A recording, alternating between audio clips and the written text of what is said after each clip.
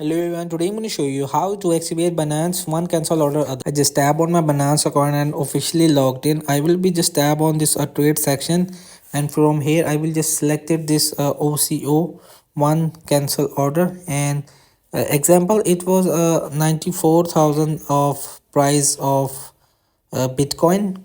So this is my first order, and I will just now set my second order, which is stop limit.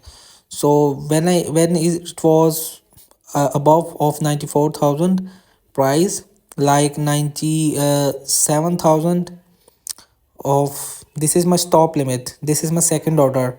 So again I will just select a limit of USDT, like 97,000 and like 10, and I will be just enter the amount of BTC in 0.00 again 05, and it was total cost of my USDT to invest in $48.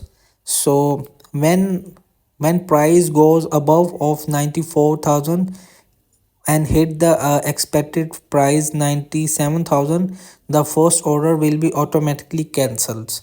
So this is how you can use it. OCO. Hope this video helped you. Please don't forget to like and subscribe and get notified for more videos.